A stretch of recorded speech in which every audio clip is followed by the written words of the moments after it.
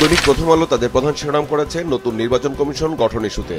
আস্থা রাখতে চায় দলগুলো, নির্বাচন কমিশন গঠন।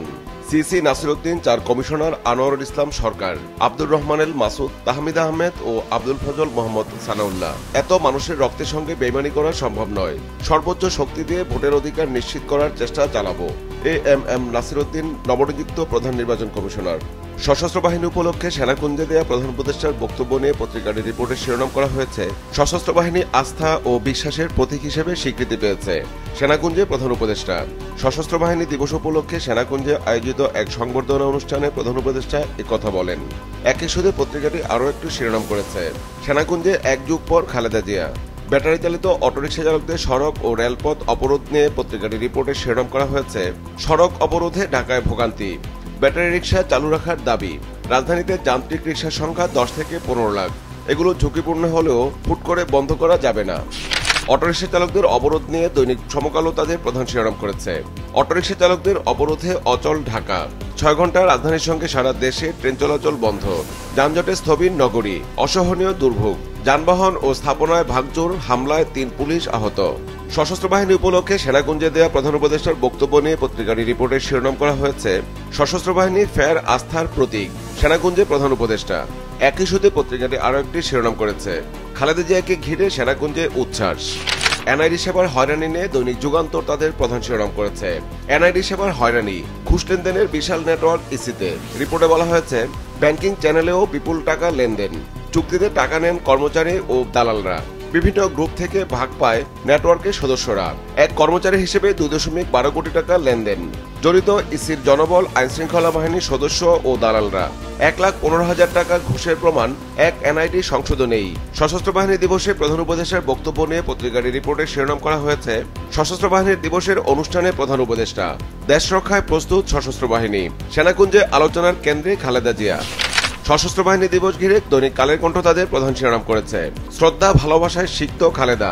সশস্ত্র বাহিনী দিবসে সংবর্ধনা, খালেদা জিয়াকে আনতে পেরে আমরা গর্বিত, ডক্টর ইউনূস। অটোরিকশা চালকদের অবরোধ নিয়ে পত্রিকাটির রিপোর্টের শিরোনাম করা হয়েছে অটো চালকদের অবরোধে জনদুর্ভোগ। সকাল 10টা থেকে 6 ঘন্টা ট্রেন চলাচল বন্ধ ছিল। কোনো ট্রেন ঢাকা থেকে ছেড়ে যায়নি, আসেওনি।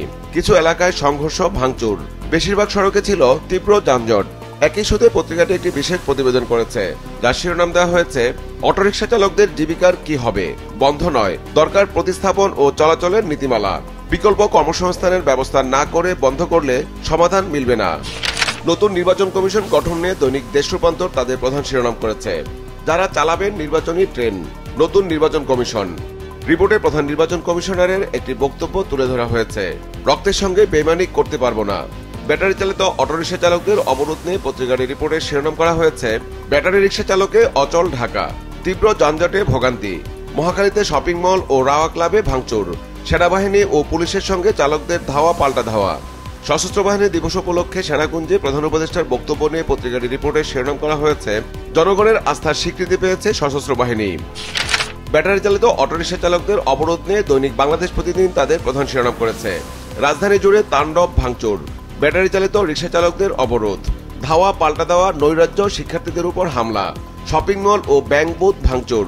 যানবাহন ও ট্রেন চলাচল বন্ধ, চরম ভোগান্তি।